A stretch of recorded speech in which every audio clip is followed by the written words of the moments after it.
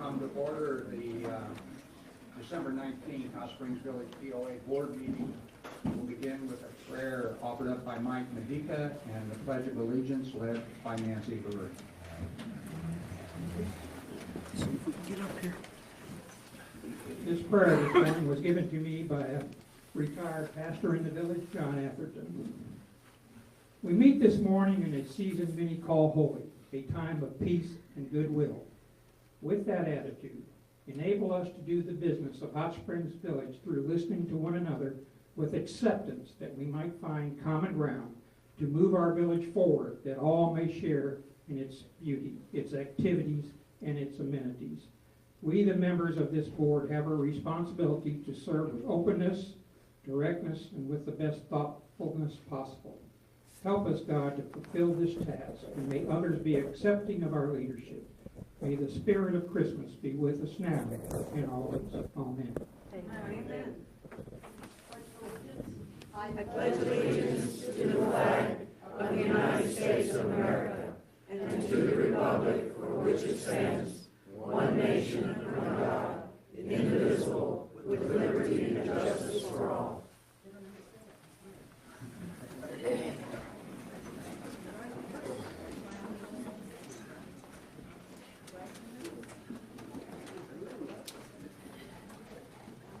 Introduction of guests. Ted Grace with our insurance carrier will going to speak to us later. Anyone else? Okay. Approval of order of business.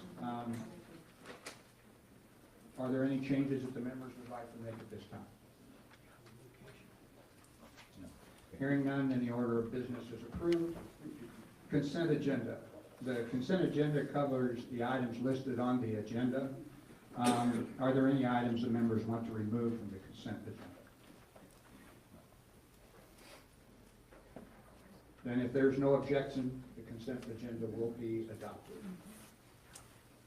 Hearing no objection, the items listed on the consent agenda are adopted. Reports, questions and comments from the audience concerning agenda items.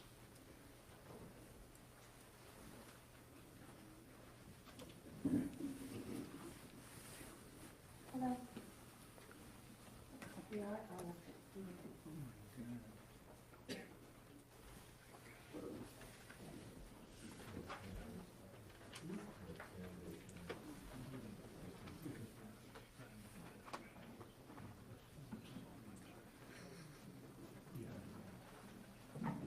Marcy Morrell, 15 Fairway. I'm bringing up this so that you would consider putting this into new business so that you could possibly look at it in January. It has to do with 3 motions regarding the annual BOD or Board of Directors election policy and procedures. I'll go through the motions. The background is here. Motion number 1.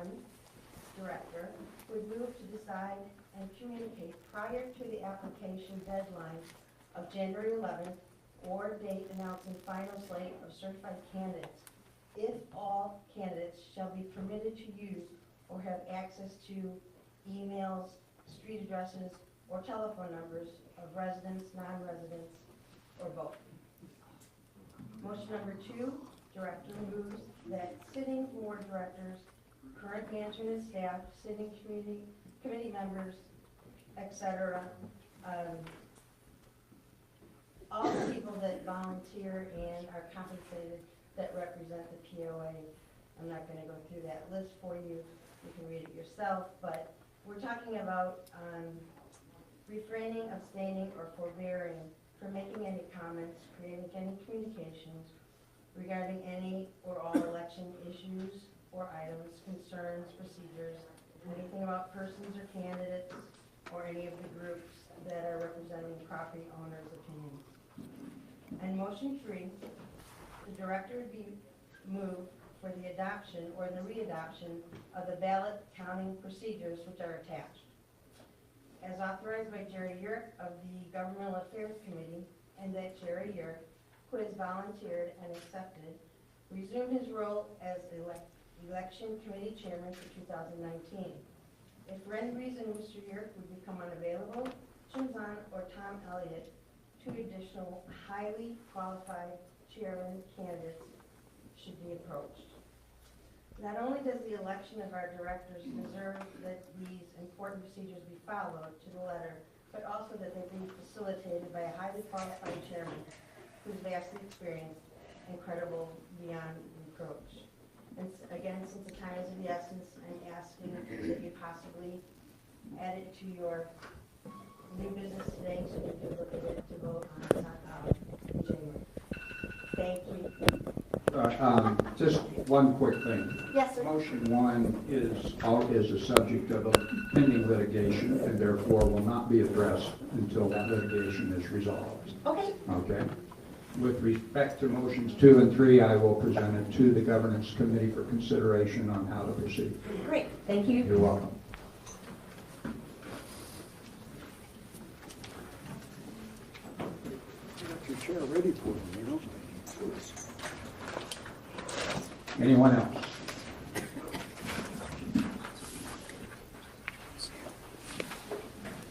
Being no further comments or questions, we will move to the next business in order, which is the CEO's report. The chair recognizes CEO now. Okay, thank you and good morning. Just want to say to our retiring Chief Operating Officer and Corporate Secretary, Linda Mayhood, on behalf of the staff, thank you for your tremendous dedication for 40 years, and we wish you well in retirement.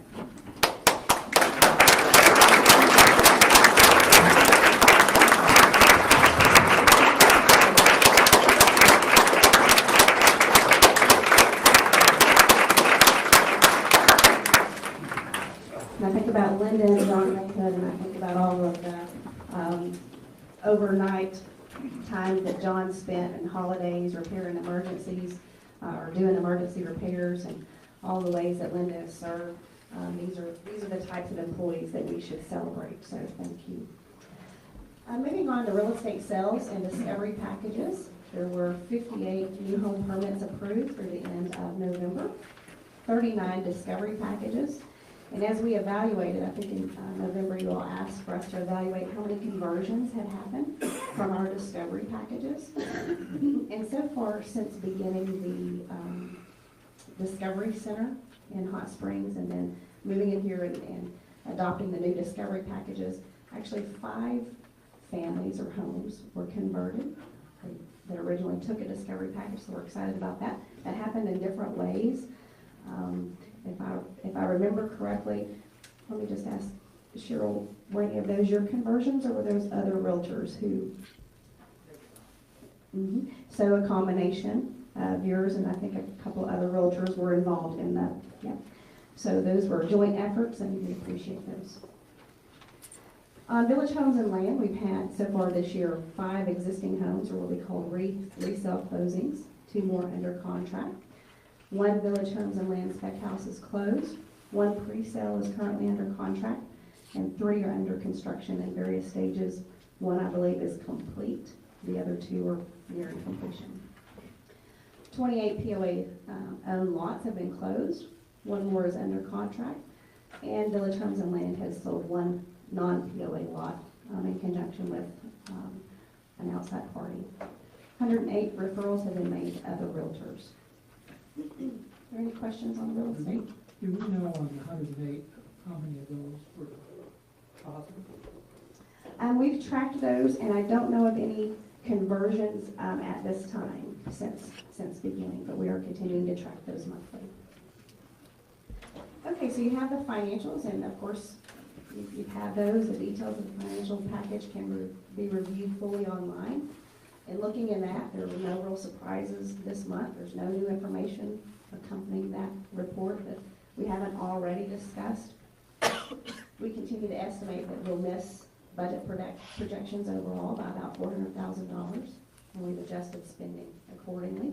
In fact, there's $2.1 million of budgeted capital that has been unspent, or that's unspent as of the end of November.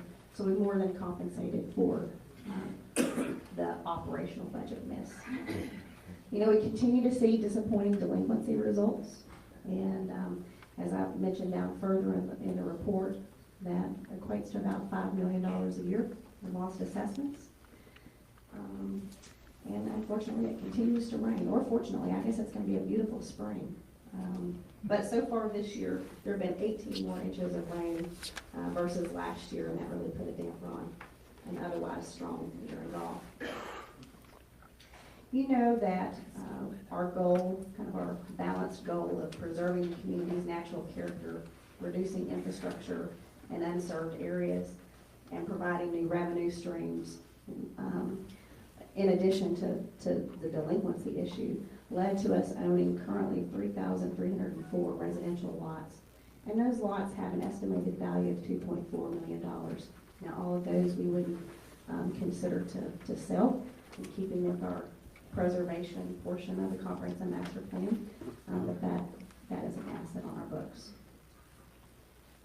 So through the end of November, we have $6.2 million of cash in the bank, $29.9 million in revenue, $26.6 million in operating expenses, $3.9 million in capital spending. Our net assets are $64.5 million, and our equity is $72.5 million.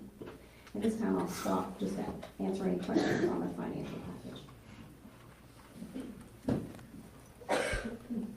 The delinquency aspect, is this historical? Does it usually happen at this time of year?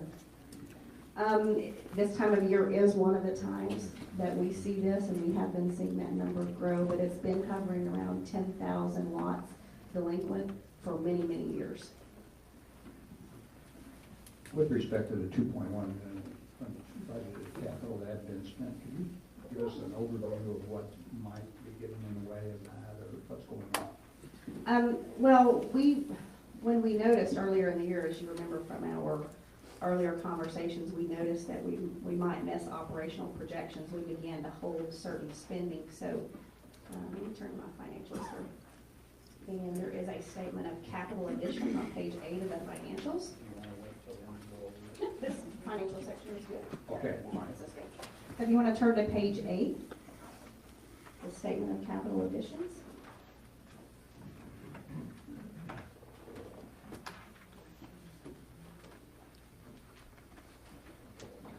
All right, so you can see in that statement, first column is what we've spent.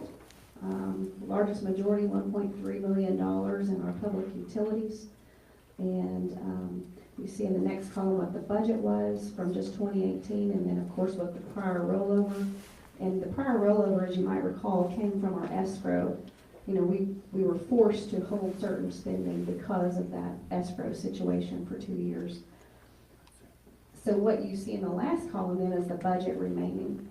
The largest portion of the budget remaining is down at the bottom in Parks and Rec, and that's where you see the money for the pool to still be discussed. That's not a given, but that's where the money sits there.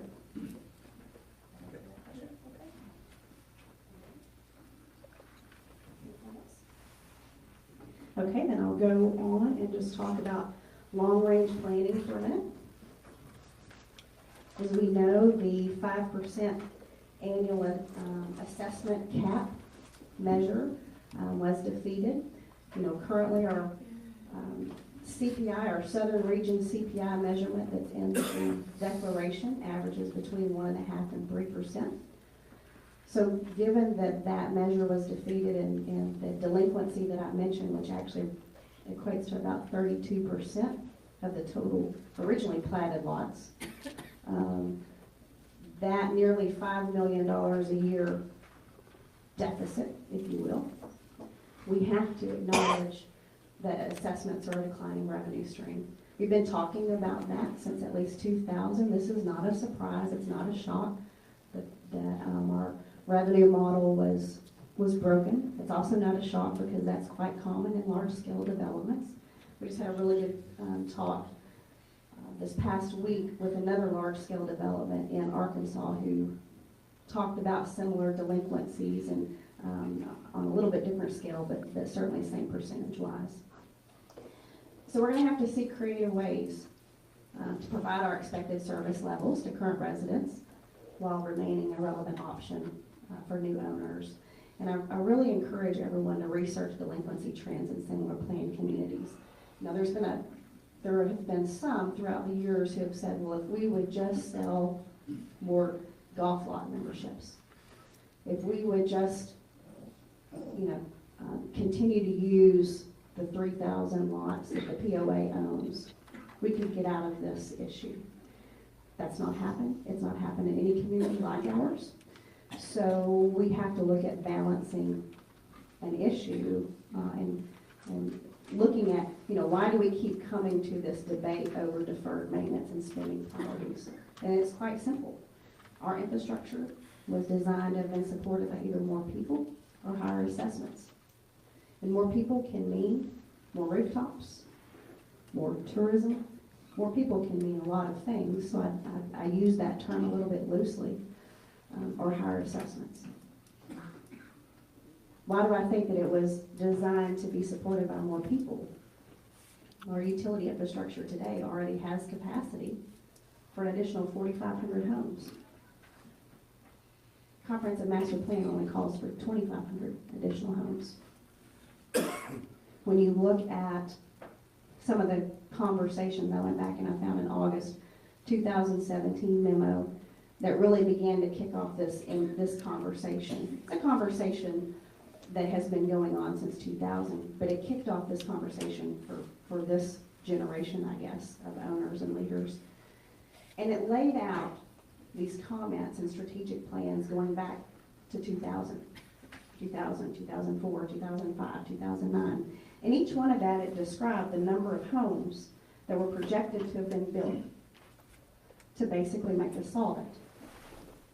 And each year, that projection was missed, getting us to where we are today. So, we'll continue to look for all operational efficiency gains and focus new spending on things that produce new and additional revenue streams. But, I just want to make the point that despite what some may think, belt tightening in and of itself won't save us for our ultimate fate. And you can look at several example communities of that. I'm all for identifying those places where we should tighten the belt, but that won't save us. What will save us is to address the underlying funding imbalance. And I've put here a 6-year look back at some key financial indicators at the bottom of my memo. Assessments received, operational revenue, cash, operating expense and capital, property owner equity, and net property and equipment. One of the biggest places that you can see this is that middle graph, which is cash. And you can see in 2015 our crisis cash point. That was really the culmination of we had a funding imbalance and trying to balance that. Did we make some mistakes over the years and spending money in ways that we shouldn't have? Yes. Did they cause a funding imbalance? No. They may have expedited our situation, or not spending money may have, shortened or lengthened our situation. You also see that some things along the way impacted these graphs.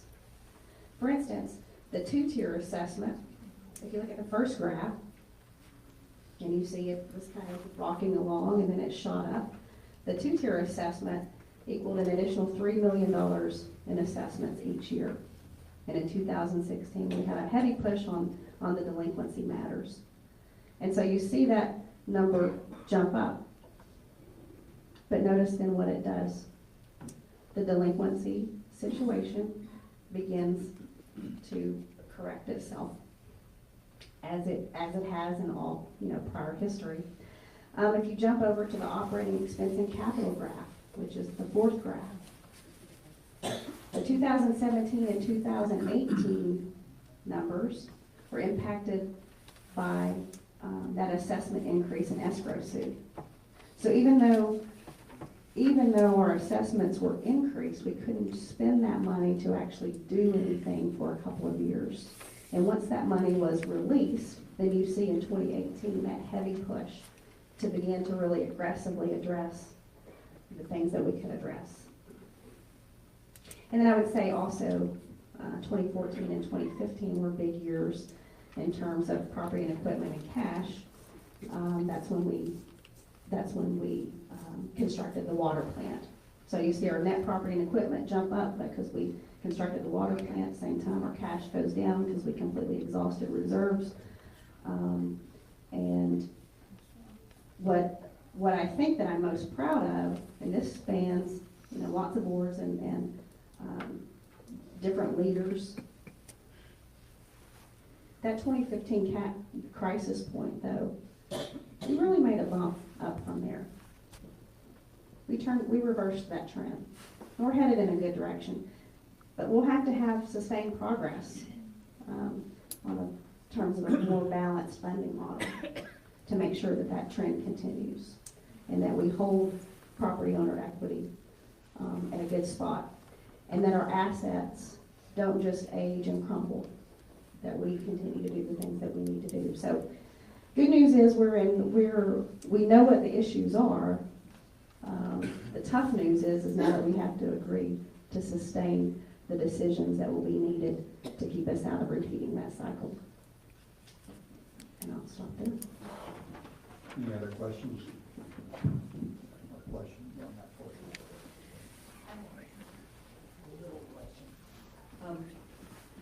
In the food and beverage area, I noticed that Ponce Center Bars is losing money. That's hard to believe. Is there any kind of a trend in association with the little sippy cups that are offered? Because people bring their own. That's tough. We actually have people bringing their own to golf courses and places, and some organizations, I guess technically we shouldn't be doing that by virtue of our license, right? But if we were to impose a policy, as a lot of communities have, that there would be no outside, we might see anarchy. So I don't know. I don't know when we want to find that wrong. We don't. I don't know. So we just haven't really, stepped on that one yet.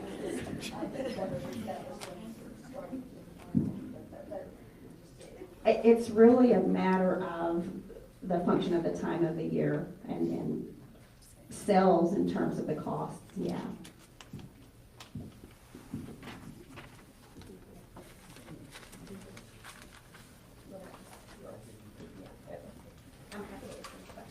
Any questions on the detailed financials? Okay, being none. Well, I'll say one thing. This is far and away the worst year for golf that I've seen in some years I've been here. A lot of it, we broke the all-time record for rain. There's nothing we can do about that. And so I don't know what to make of the golf numbers. I know we're not going to meet our numbers. Again, I don't think we're going to have next year what we've had this year by any means. If I can ever find anybody that can predict the weather, it can be rich. Sure. So we left the golf numbers pretty much the same way because we have no idea if we're headed in the right direction. I think we are from last year. So we need a good year of weather to really determine exactly if our subsidies are coming down to golf, and I think they might. We've signed some things that I think will add some golf rounds for this coming year. The other thing I got to say is, a little over a year from now, we're going to celebrate our 50th anniversary, and some buildings we have, quite frankly, look like they're 50 years old. And that's going to be an issue. We're continuing to depreciate that stuff, and it's going to be a problem.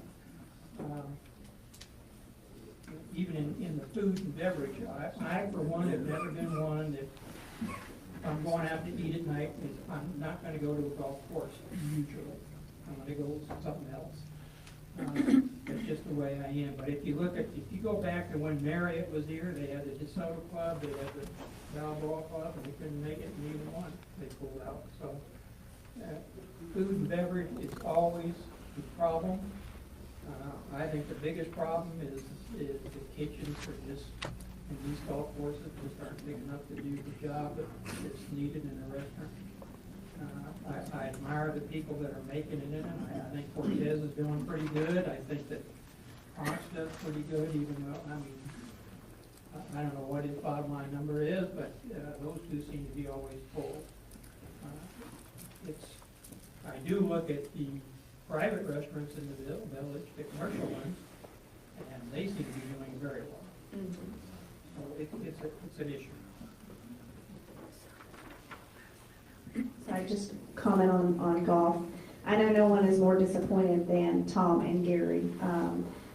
We were having a very good year in golf. We were really working above the trends, and they've done an excellent job, along with Kevin, of connecting with some various corporate partners to improve that, to improve those golf numbers. So yeah, if we get some good weather, we'll be in good shape.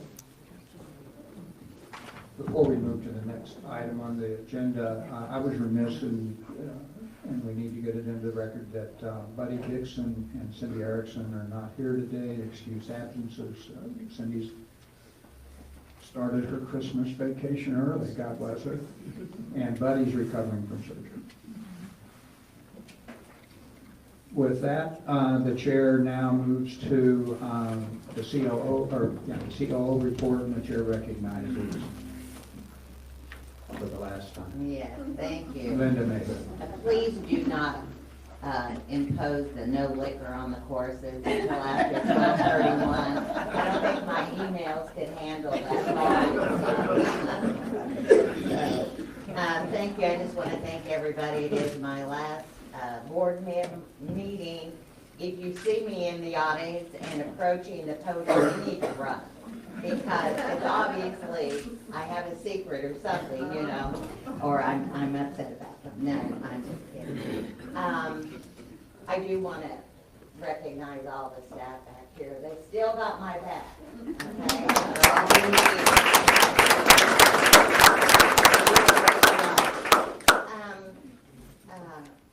The COO report is short. We're winding down all the projects. The emergency action plan is 98% complete, so it looks like that's well on its way to being completed. The wastewater treatment plant, phase 1, is 100% complete. The lakes management, the drawdown of Lake Balboa, we were at 33 inches below pool as of 12/10. I'm not sure what it is today or yesterday, Brad, you know? 25 inches, so we had some rain. Definitely had some rain, so we're not there yet, but the contract will be coming to the board in January for the dredging of that, so we'll hope that we'll still be on time with that. They've completed all the clearing of the dams, and so that's been done so far. And the DeSoto Marina is closed for the season and will reopen in March of 19. And if you've not been by pickleball and seen all the sponsorship, they're not flags, they're windscreens, I guess, with the logo. They look real nice. So other than that, and the metrics are in the my report, and it is online. I'd like to introduce Ted Grace. Ted Grace is, I've worked with Ted for years. I don't know how many years, but 13 years. You looked it up. And he's the Senior Vice President of Stevens and Risk Management. And he's going to present an overall view of our commercial insurance program. Great, thank you, Ted, for inviting us. That mic doesn't work too well unless you hold it up. Okay. Yeah, that would probably be better if you can do that. Great. Thank you. Great. Well, thank you for inviting me back. I was talking to Linda, I think it's been 3 or 4 years since the last time I was here. So it's a good opportunity for me to update the board on our insurance and risk management program. So I've put together a little proposal for you, but before I do that, just to give you a little bit of my background for those of you who I've just recently met. I'm 38 years in the business. I've been an insurance company underwriter, a captive insurance company manager, a broker agent for 38 years. I've handled the Hot Springs Village account for about 13 years.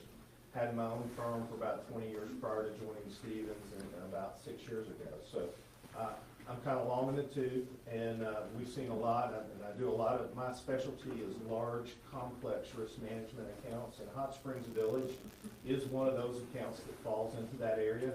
So I thought I would do is kind of give you an overview real quickly, and if you'll look at page 2, this is, yes. You lift that up just. Oh, sorry. Go let go in. Is that better? Yeah.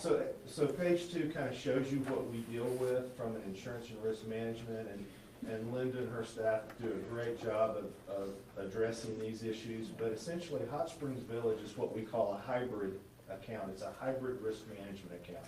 So you have a whole lot of different exposures. You don't fall into one simple restaurant exposure. So, and I thought I would just kind of go through those with you. Essentially, you have exposures of a middle-sized city in the United States. You essentially have municipality exposures, but we don't have governmental immunity arising out of those exposures like most government entities do. You're a property owners association. You have thousands of members that you have a fiduciary responsibility to manage and to operate, and so you're a POA. You also have the fire and police departments that you have a professional responsibility to manage those appropriately. You know, we have hundreds of buildings across the village that you're in charge of managing and keeping track of, in addition to tennis courts and golf courses and trails and lakes, the dams that hold those lakes up. You also are a utility services provider. While we don't provide electrical utilities, you provide water, wastewater, you provide waste management, so that's just like a municipality.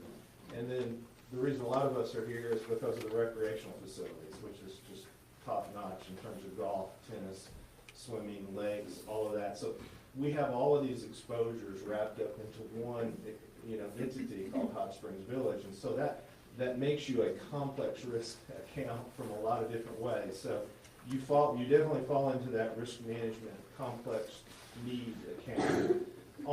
So I thought I'd do some program highlights real quickly. One of the things that Linda was a leader in is providing.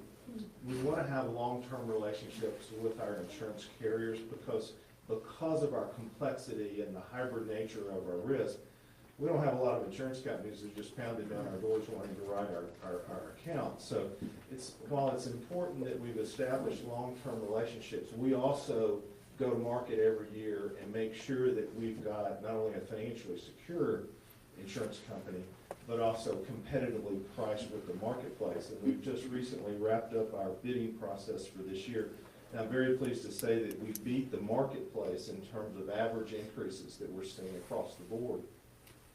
We've had, Mother Nature has caused a lot of catastrophic claims, particularly in the property area. And so we're seeing pressure from property insurance companies raising rates across the board, particularly when you're exposed to high catastrophic areas like we are with tornadoes and wildfires and that kind of thing. But we actually ended up having less than 0.5% increase in our actual rates across the board. That includes everything: property, liability, auto, everything. So that was very successful because we were seeing, the latest numbers that we've seen nationwide is that we're seeing on accounts your size closer to a 2% increase across the board. So we were able to beat the marketplace this year. One of the things that Hot Springs Village is, and I don't know how many of you know this, but Hot Springs Village has been what we call an approved self-insurer for workers' comp since 1991. And to become an approved self-insurer for workers' comp, you have to not only demonstrate to the state that you have the financial capability to pay your claims, but you also have to demonstrate your safety and loss control programs. And so that has saved Hot Springs Village thousands of dollars over the years because we don't have to buy insurance from an insurance company. We are our own insurance company when it comes to our workers' compensation risk. We also have a custom designed golf insurance program with all the exposure to our golf and with our main revenues, non-membership revenues coming from golf. It's really important that we can, if our golf courses get hit by a tornado or a flood, that we can actually recover some of that lost revenue because of a catastrophic claim. So this program has also been designed with that in mind. One of the things that's important to everybody here and all of our committee members is what we call our management liability coverage. And this is the coverage that you have as a director or a manager of the company or a committee member or an advisory board member, if you have personal liability arising out of your service to Hot Springs Village on the board. And I wanted to let you know that we do in fact have our program modified, that the named insureds on our policy, it's not just Hot Springs Village POA.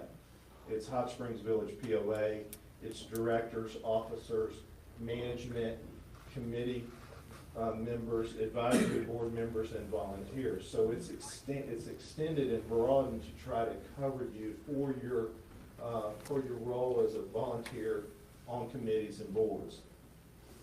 I do want to say this, that I've worked with a lot of risk managers, a lot of COOs, and I will say that Linda has been an absolute pleasure to work with for 13 years. And I will tell you that I see a lot of companies, not only here in Arkansas and other entities very similar to Hot Springs Village, but just other entities across the country.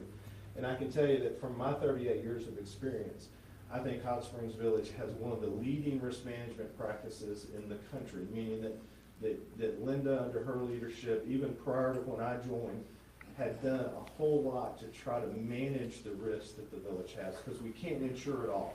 Some of it is uninsurable, some of it we have large deductibles on. And so that risk management practice that the village goes through, so many of you will see waivers that you have to sign or things like that. That is all basis for the risk management program. That very much strongly helps our position in terms of protecting the village from claims. And I will also say this, we also have one of the strongest safety programs that we've seen out there. So annually, we typically get help from insurance companies, either like Travelers or some other carriers like that, and they'll come in and they'll help working with Hot Springs Village-owned employees. And I can tell you that I constantly get very high remarks, not only from the police and the fire department, but just regular safety engineering programs. And I think you guys can be very proud that we have a leading safety program. So I thought what I would do just real briefly, I'm going to hit these very highly. I know we don't have a lot of time, and I don't want to run over our respective time here. So the first page on page 4 is our management liability coverage. This is a $5 million limit that protects not only the entity, Hot Springs Village POA itself, but also each of you individually if you were sued arising out of your service on this board. Again, that policy is modified to include committee members and advisory board members as part of the named insured, which is a unique thing for Hot Springs Village. If you look at the next page, if you guys have any questions, stop me, but I'm going to hit it real quickly. On our casualty program, again, we have primary policies of $1 million of coverage with Travelers on the auto and the GL. And we also, and then that is covered, we have umbrellas up to $20 million, so the total limit of liability for the village is about $21 million of coverage. We also have a specialty policy for our deer hunt every fall that we have that is separate from that.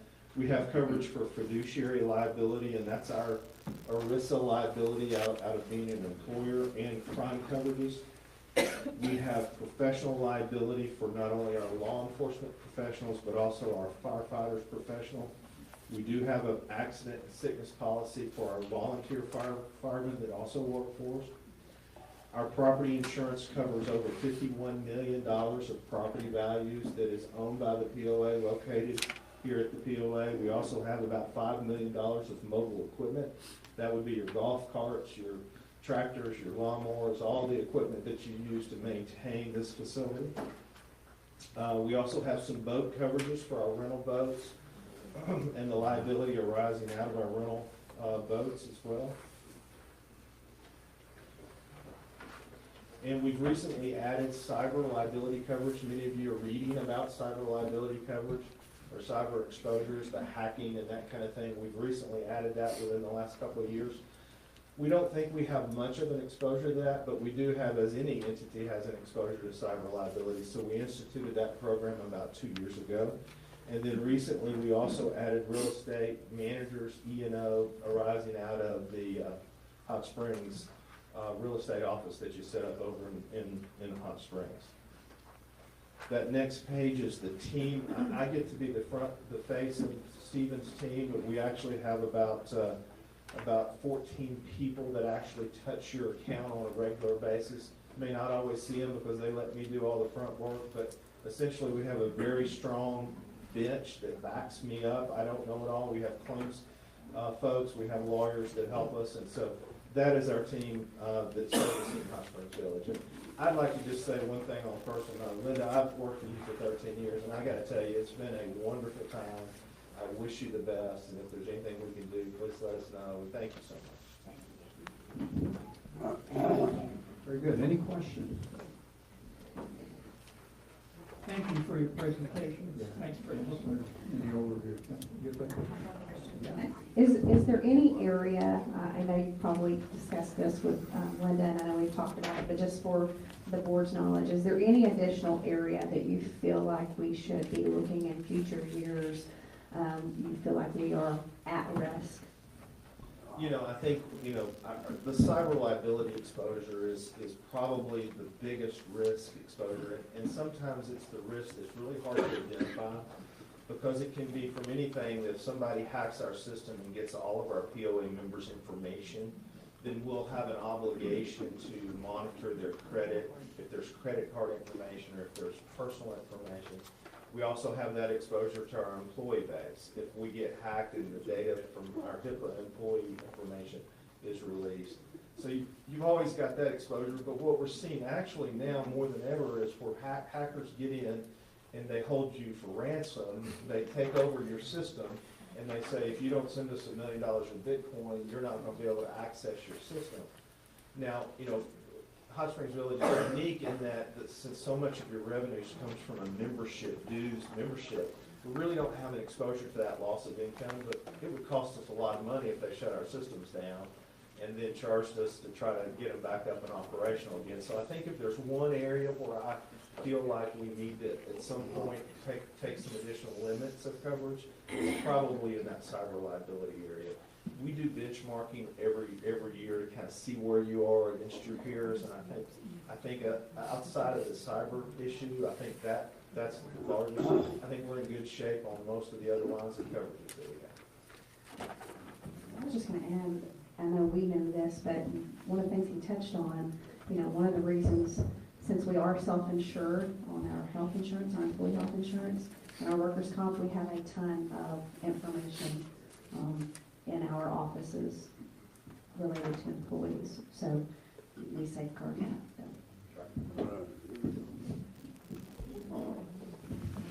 Thank you, Ted. Thank you very much.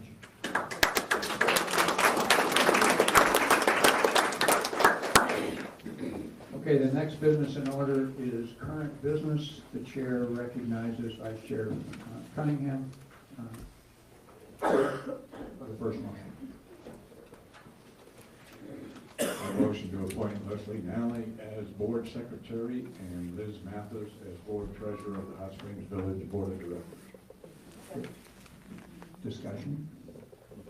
Pursuant to the Hot Springs Village Property Owners Association bylaws, Article 11, Officers, Leslie Nally was elected Board Treasurer and Linda Mayhood was elected Board Secretary at the April 18, 2018 regular board meeting.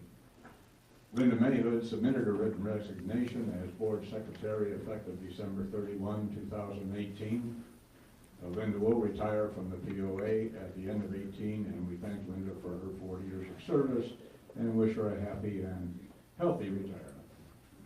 In support of the staff transition plan surrounding the retirement of Ms. Mayhood, the Governance Committee recommends the appointment of Leslie Nally, CEO, as Board Secretary and Liz Mathis as Board Treasurer. Liz Mathis, who currently serves as our Controller, was named the Chief Financial Officer, CFO, effective January 1, 2019. She will lead accounting, IT, purchasing and contracts, accounts receivable, collections, accounts payable, and member services. Any further discussion or comment? Okay, being none, we will now vote on the motion. All those in favor signify by raising your right hand and saying aye. Aye. Opposed? The ayes have it, and the motion is carried. Moving on to the next motion, the chair recognizes Director Cunningham. I move to approve Chapter 8, Article 6, CEO performance evaluation policy as presented, with a couple of minor changes. Discussion? On August 16th of 2017, the Board of Directors established a governance committee directing its purpose to ensure that the board fulfills its legal, ethical, functional, and fiduciary responsibilities through recommendation and application of, among other things, the government's policies and periodic governing documents reviews. Throughout 2017, the Governance Committee identified and prioritized governance gaps. In late 2017, independent third parties were recruited to educate board members on governance-related best practices, and those led to the selection of Kathleen McCumber with a whole bunch of initials after her name of the Heart Group. That means she's really good at what she does. To assist with executive evaluation policies and procedures. From those efforts, the Governance Committee submitted a proposed CEO performance evaluation policy for the board's consideration at the November board meeting. The attached red-line version of the proposed policy incorporates revisions based on board and property input as follows. And we've printed the red-line version, which you can read. There's nothing of any significance that's been changed. And the other things that I mentioned we needed to change was a misspelling of the word chair on section 2, paragraph 3, about the fourth sentence. Here's the back here. That's the way I spell it. You are now a figure. Okay. Further discussion? Yes. At the previous meeting, those that didn't print this out, there was a question as to whether the entire board would get the evaluation or just the chair, and that has been corrected so that the entire board will receive the entire tabulated results of the CEO's evaluation. Yeah, and that was the original intent. Thank you for pointing that out. Any further comments? Okay, being none, we will now vote on the motion. All those in favor signify by raising your right hand and saying aye. Aye. None opposed. The ayes have it, and the motion is carried.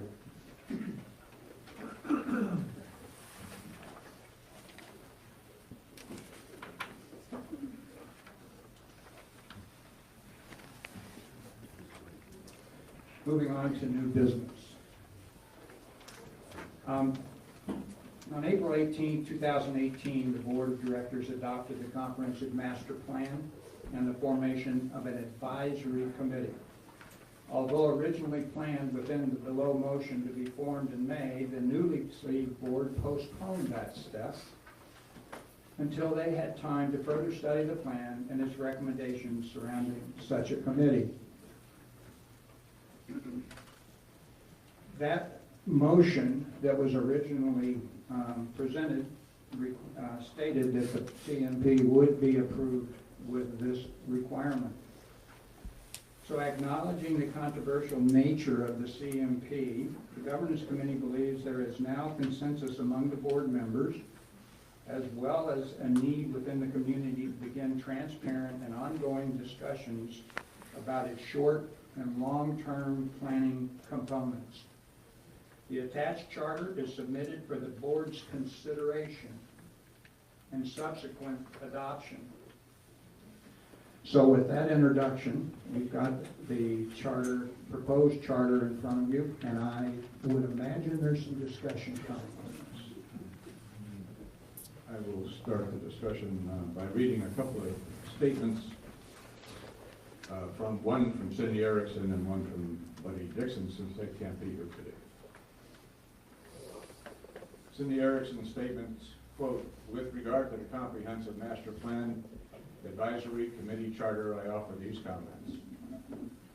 The spirit of this charter is to welcome a broad array of opinions, offered constructively into the discussion of how the CMP should evolve from its current state. To that end, I fully support the establishment of this new committee. To those who bristle at the term of the CMP or want it to be wholly revoked, I say this.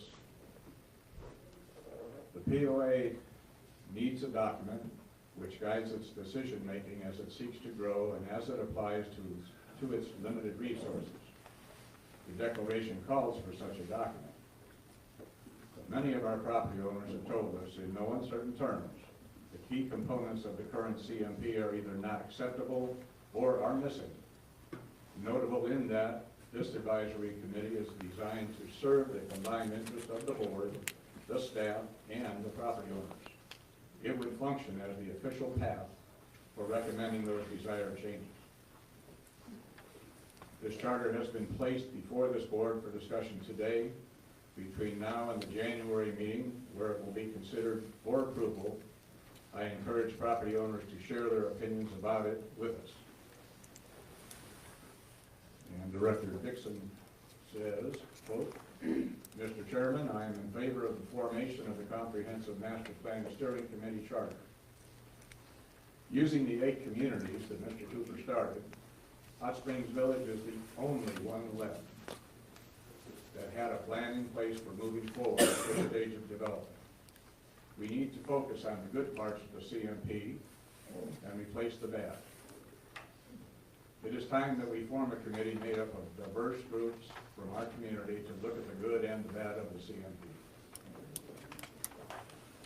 This charter sets the framework for such a committee.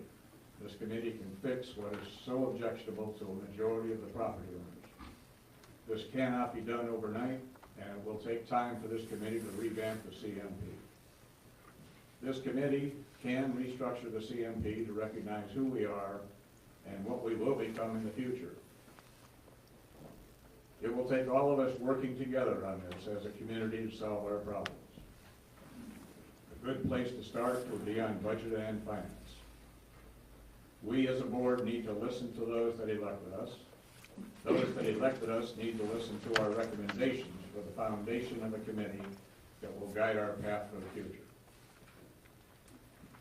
In place of saying no to the adoption of this charter in our January meeting, take the time over the next 28 days before our next meeting to give us your thoughts and recommendations in giving a rewritten CMP an opportunity to work. It will work if everyone will give it a chance. I fully support the establishment of this new committee. Again, that was from Buddy Dixon. And I don't have a lot to say on this subject because Buddy and Sydney put it very succinctly. But I do approve the formation of this committee. Mike? Well, I think we need a committee. We got a number of issues that we need to look at.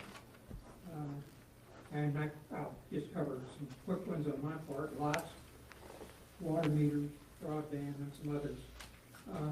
And it's going to take a committee to look at those because there are some significant events that have to happen to make that happen. I don't know how we started with 34,000 lots. We're never going to build them that many lots. In fact, there are lots that can't be built on, whether they're on sides of hills or in floodplains. When the village was laid out, that was that came out of the original developer.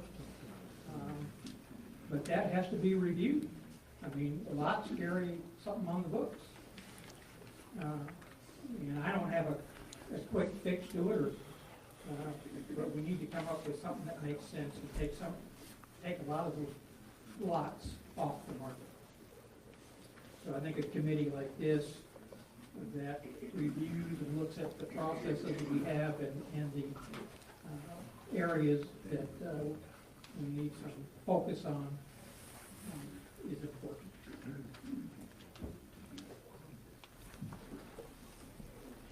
I think the committee is definitely needed, and I'm in agreement that our committee can discuss the good parts of the CMP and throw out the bad, and possibly come up with some other direction.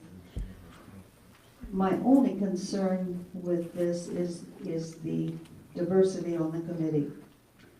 I want to make sure that indeed that is the case, that there are people that are maybe adamantly against the CMP, those that are incredibly in favor of everything in the CMP. I want to make sure that that happens. I noticed that 5 independent property owners will be the ones to do the interviewing. Who will select the 5 independent property owners to do that interviewing?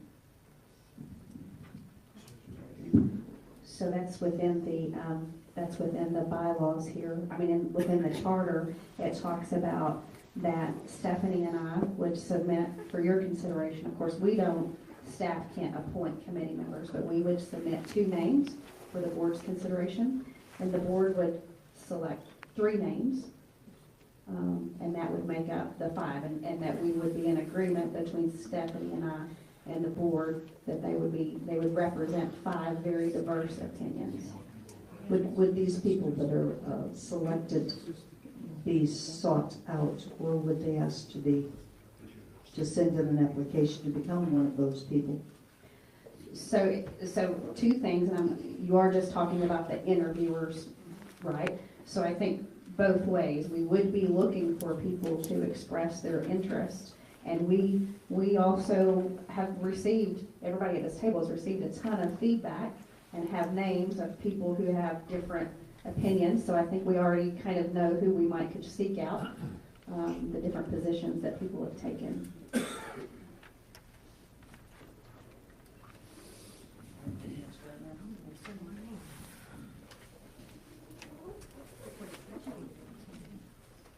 Rob? I want to talk about one other thing here. It's on lots. I got an email from a lady in Dallas that paid on a lot for 42 years. And she said, I'm never going to move there. I'm in an assisted living place. And I just don't want that lot anymore. First off, I admire 42 years you paid on that lot and never even made it to your emergency. And that, we have some of those up there. That's why the lot situation is going to be, really has to be looked at and thought about how we're going to do this. Take those lots off the market. So is there anything in this charter that you were changing, open comments? No, I'm just saying the makeup of it is important. I think the committee makeup is important. Okay. To that point about the lots, perhaps as we're thinking about either interviewers or people to be on the committee, there are several property owners who have talked about our lot inventory. I can think of 3 names come to my mind right now that have followed this for many, many years. So perhaps we look at putting one of those people for sure on the committee.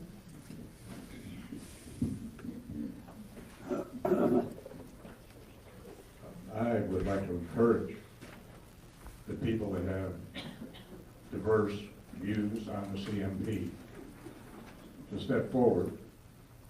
I know you all have a passion for your ideas, but let's do it in a very respectful manner. If you really want to be part of this, let's be grown-ups about it. Send in your application, maybe even stating a few ideas that you might want to put forward. So when this committee comes together, there will be no doubt that it is a diverse committee.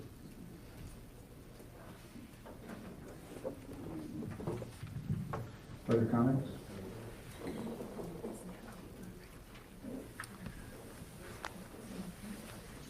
Okay, so we encourage you to, make your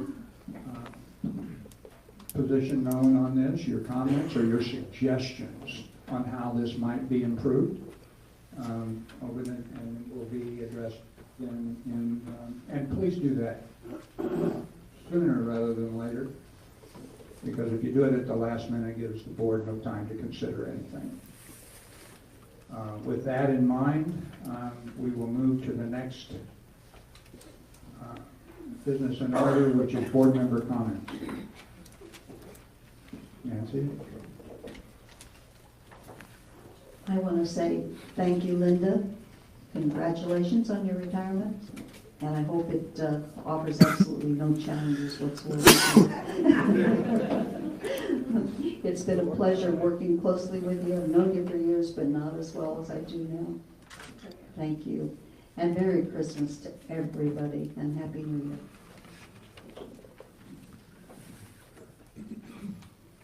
I too will offer my congratulations and best wishes. And I also congratulate Liz Mathis on her promotion and Jason Temple on his promotion. I'm the Chief Operations Officer, and I'm looking forward to the remaining days, 118 days, working closely with you. So, and the rest of you folks out there, wish you all a Merry Christmas, and God bless you. Well, I've already got a hug from Linda this morning. 40 years is a long time. And I will tell you, I suggested that she write a book. Because I think if I were to go in with her, it'd be worth a fortune.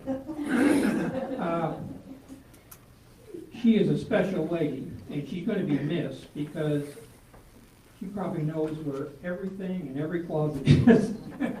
There's things she's had to go through that, frankly, I don't know if I could have gone through them. She's a very, very nice lady, done a fantastic job, and she will be missed. She's always got a ready smile and a pretty good attitude about everything, which you got to have for the job she does. So I thank her for those years of service, and hope you have a very Merry Christmas and a happy life afterwards. Thank you. I can't say much more than what has already been said. In your little farewell dinner that we had, you recall that I actually canceled your resignation and your retirement. My life is now in danger. I complimented her on knowing everything there was to know about the village and where all the fine print, what was in all the fine print, in the process of her helping us set up the appeals committee, helping me, because we were creating a committee which I happened to be on the ground floor of and had a lot to learn. And I said, as an appointed director, I found in the fine print something she didn't know about, and that was that I had the power to cancel any retirements. And apparently she figured out a way to change that so that I can't cancel it. But at any rate, you've been great to work with. I also mentioned in that thing that she had kicked me out of her office one time, which I think is a major accomplishment for me. And we wish you all the best. We've got a few more days to get kicked out. Okay. So all the best and Happy New Year and Merry Christmas, Happy New Year, and Happy Holidays to everyone. Thank you. And last but not least, same thing, but you know, a question came up the other day. Did Jane and I really have difficulty, being in the same space all the time? That's a problem. Yeah, I'm here to tell you we didn't. But it does take effort. One thing I know is I don't get a standing O for drying the dishes. But I do wish you the best. And come see us. And to all of you, a very, very special Merry Christmas and a Happy New Year. And we look forward to next year. And so with that, comments and questions from the audience.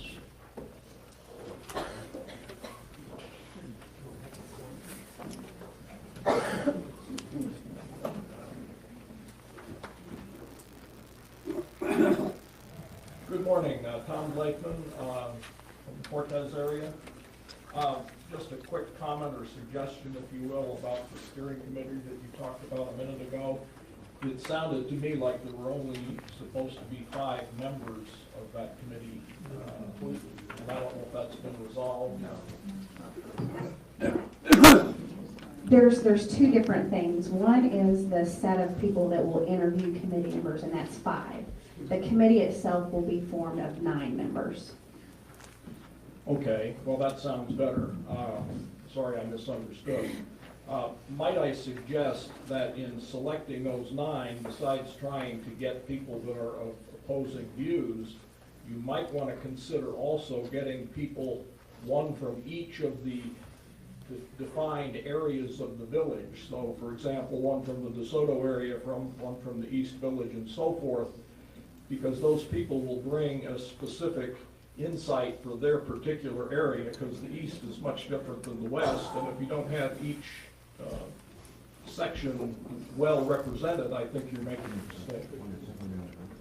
You might want to also include a non-resident, someone who's labeled as the non-resident lot owner representative on the committee, because that obviously is a big part of our situation. Great suggestions, Tom. Thank you so much.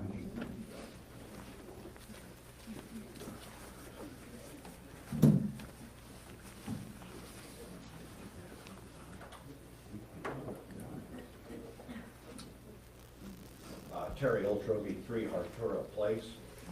For some time, I've had 3 or 4 items I wanted to discuss with this board, but since 2 of those, marketing and the CMP, are going to be covered in the December 14th forum, I decided to go to my 3rd item that I would like to discuss with this board. I'd like to comment on job description, salary grades, and salary of POA employees. Keep in mind transparency as I move through the timeline. And what I've handed out to you is 2004, 2007, and 2011 as what's been available. In 2004, the POA had a press release included pay grade 1 through 14, which included the general manager, total number of employees, minimum starting salaries, maximum starting salaries, and maximum wage. In 2007, that was modified, and they covered only the full-time employees. In 2011, the wage schedule was updated. They dropped salary grade 14, which was the general manager in the chart. That was the beginning of the Scott Randall era. You can read between the lines on that. With 2 new job titles being considered at this time, Chief Member Experience Officer, Community Marketing Position, and Innovation Division on the organizational chart, and also a Cultural Program Manager that's in place. I went to the library the other day and thought I can get an update on the things I talked about, salary grades, etc. Come to find out that's no longer available. I looked on the POA website, thinking I could maybe find something there, but not being very good on the computer, I thought, well, I got one more choice. That's the Human Resources Department. The Human Resources Department was very pleasant. It told me salary grades and etc. are not available to lot owners or residents, and also not available to employees. I am not looking for salary for individual employees. That is not something that should be available. And I'm saying I'm not looking for the salaries below the general manager or CEO position. I would appreciate the board reviewing this and responding to me as to what their thoughts are on this issue. I will send my email address to each of you, and if you have anything else that you'd like to ask of me, that would be fine. Thank you so much for sharing that. Appreciate your detail.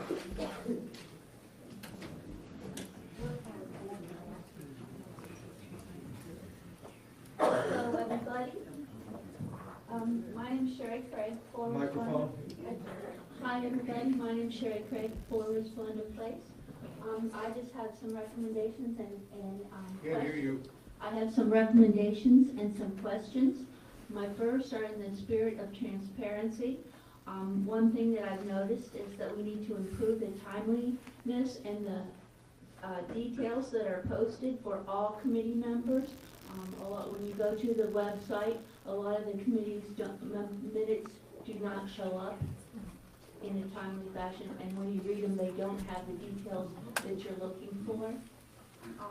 I'd also like to request that we resume videoing board meetings. We used to do that a long time ago. I think with the current situation that a lot of people aren't able to come for various reasons, and I know when I was working, I used to always watch those videos, so I think that's really important as far as transparency.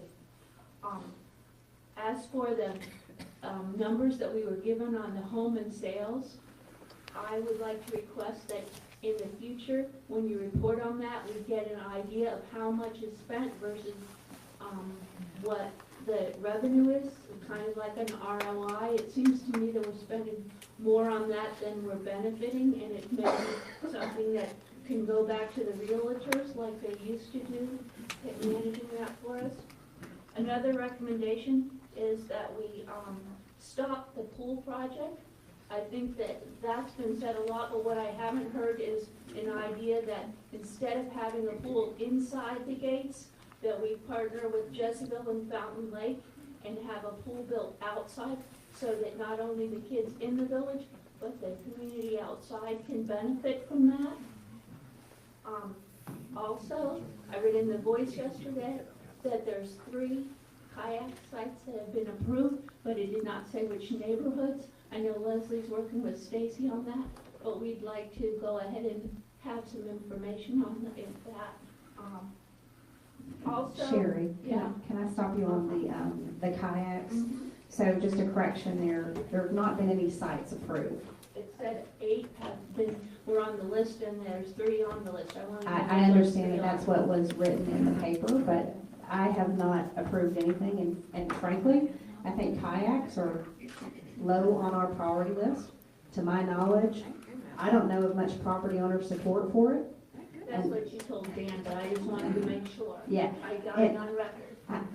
I know what you were doing, Sherry, so let me help you out and do that for you. Okay, thank you. Yeah, so, Does this count as my 2 minutes? no, I just want to answer this question. No. But I do want to answer the question because I think Stacy? Yes. Stacy will tell you that I've already said to the group that we aren't advancing low priority items that don't have community support. So the fact that the committee is talking about that, there will not be an advancement of kayak launches until we have other issues solved. Thank you. I know a lot of people in my neighborhood, including the ones that are adjacent to that site, will be happy to hear that. Make it one more time, your 2 minutes. You've gone over already, so. Oh, okay. Okay. Can I ask one more? Okay. I would just wonder, what is the time frame for when the committee members for this new CMP master plan committee are going to be chosen? Will it be during this board's administration or afterwards? We'll be moving forward, if it's approved, and to get those staffed as soon as possible on this So board. before April? Yes. Okay. Thank you. We still have to go through the interview process to select the interviewers, and then the interviewers are gonna go through the process to select the committee members. So it's not gonna be a month. I just wanted to follow. Nice. There you go. I've had that happen. Yeah. You don't want to do it. Thank you so much.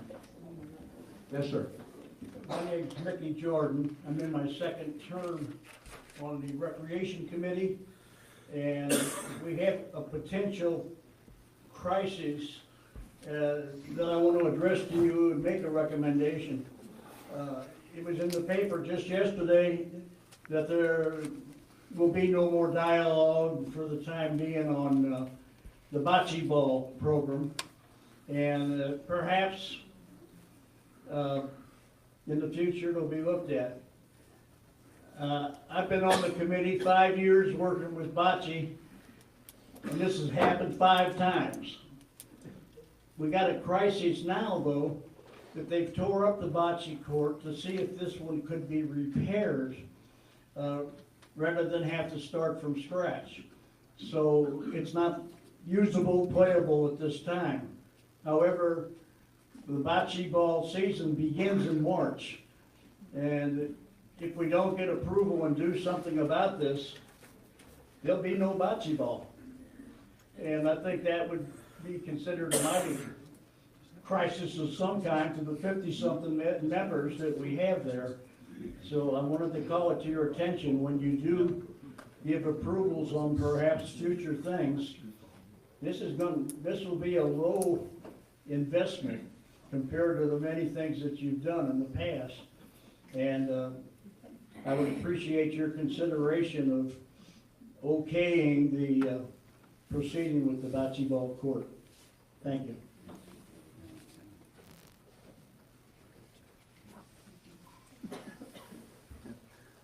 Marcy Vermel again. I just wanted to ask you, I had emailed you some information, and this is regarding the performance evaluation policy.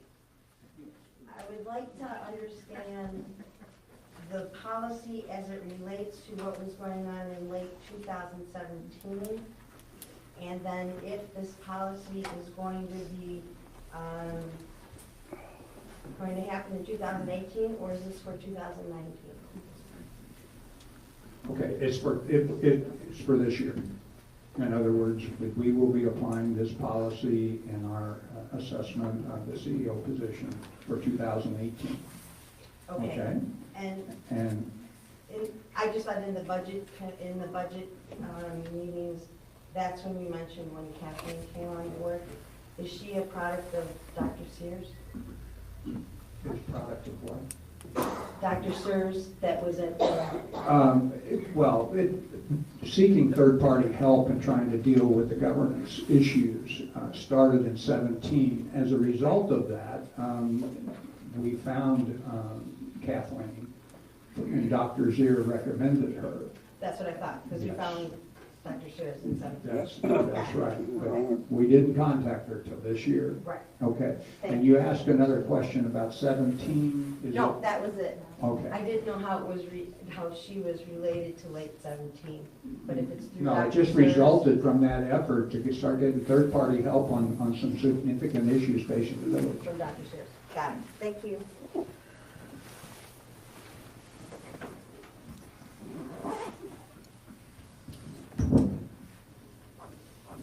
Good morning. My name is Becky DeYoung. We own Lot 9, Block 8, Magellan. My permanent address is Stanwood, Michigan. I am a non-resident member who is very, very, very interested and deeply emotionally involved with the village. I've been attending the board meetings for probably about 12 years whenever I'm in the village. Attended the CMP meetings, etc. So I just say that so that I'm not a total stranger to what is going on here and am very emotionally involved with the village. I want to go back and talk about long-range planning in the report. I have walked in your shoes. I have got the blisters and the calluses to prove it. I have been extremely concerned for a number of years and have shared that concern with Leslie and a few other board members about long-range planning, the dependency on the financing on the CPI. It is not going to do it. You're experiencing that. The inflation rate goes up faster than the CPI goes up. It is not directly 100% connected. And there has to be something done that addresses that. I also am very aware of the lot and the impact on the lots. I am living that today as a board member in Michigan. We are facing those very same problems. We have such a similarity between the two organizations that I'm a part of, the one in Michigan and the one here. I would very much like to share with anybody on the board who's interested how another community, very, very similar to this one, is facing those issues. It has to be dealt with for the survival of the village. The other thing I want to emphasize is the need to educate all the members on the scope, the depth, and what is involved in dealing with those issues. We have found that to be essential. The members need to understand the full scope of what is involved here. Thank you.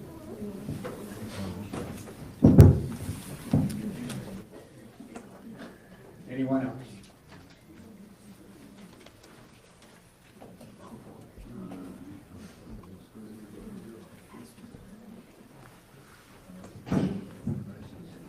Brian Darsh, 21 Sir Way.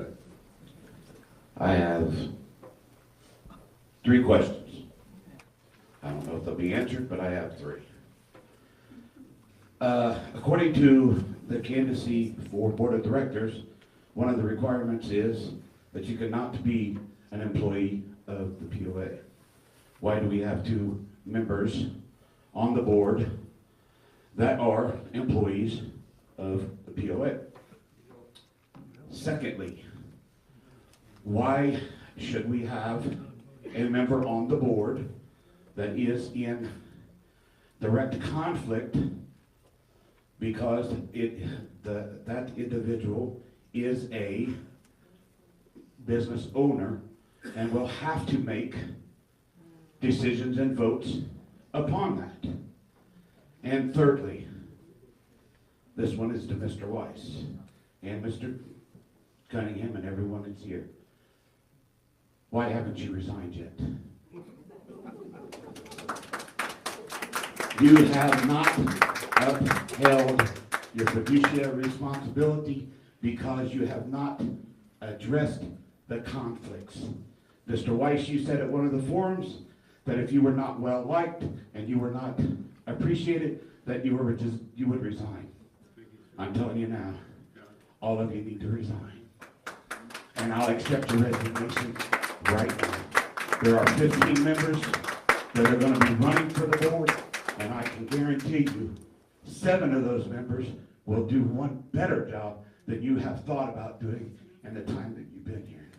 You all have a nice day, a Merry Christmas, and a Happy New Year. And again, I'm accepting your resignations as of this point right now. You can sit down anytime.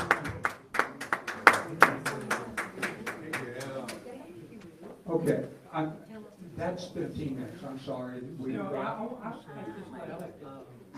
I'll take an email address. Take an email, but my point is this, I want to respond to Mr. Darsh first. Would you like to, it's going to take me a minute. Would you like to sit down and wait, or do you want to stand? I will wait. Okay. The elephant in the room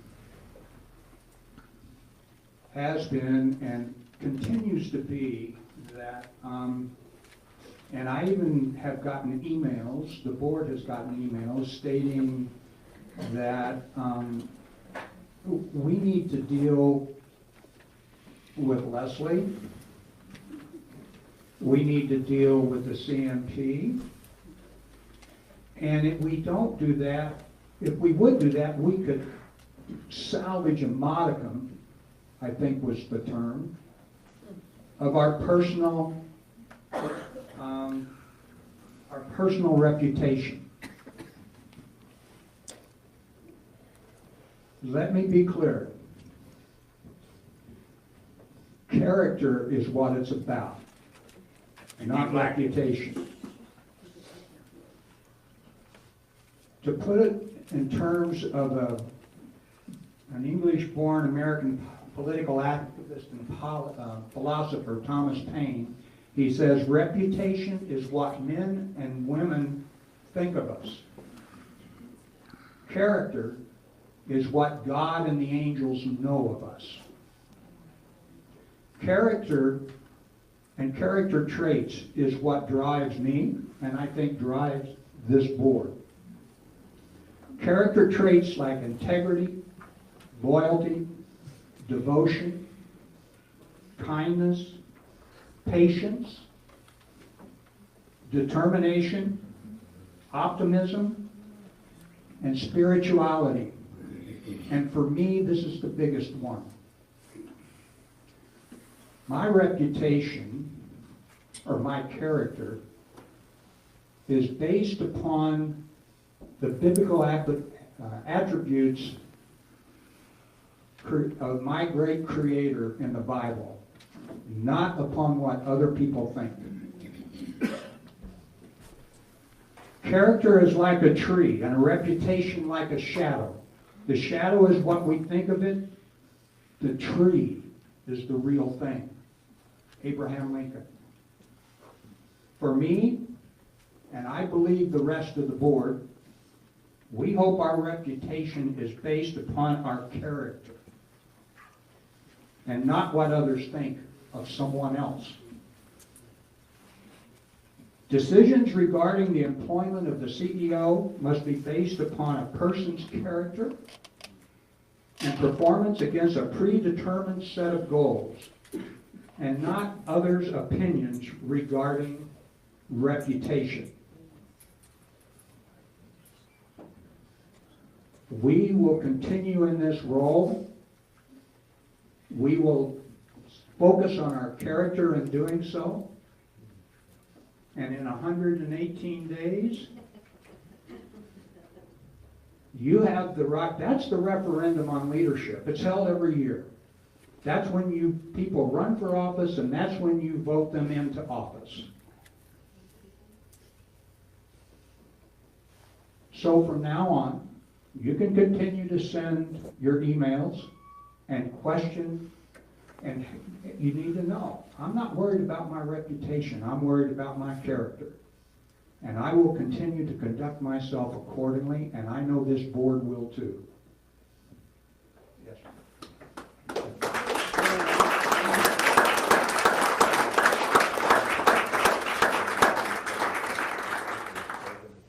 Mr. Darst is constantly accusing us of violating our bylaws.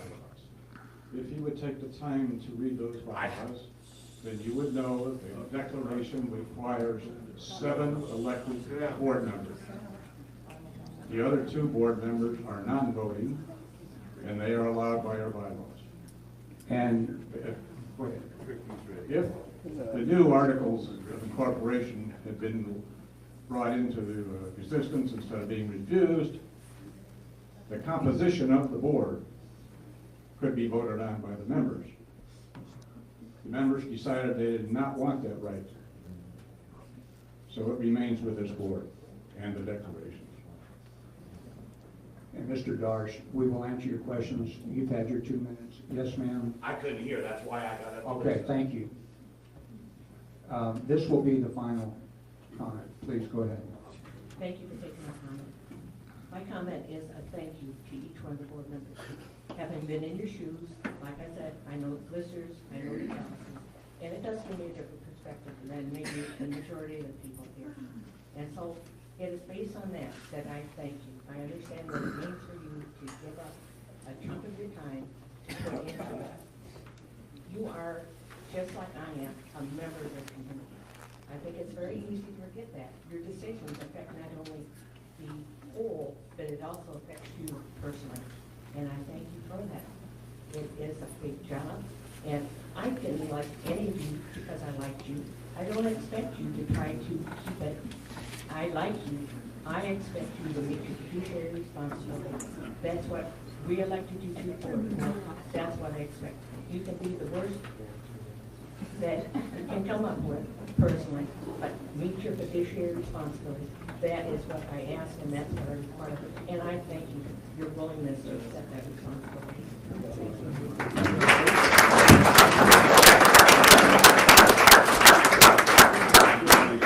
Do I have a motion?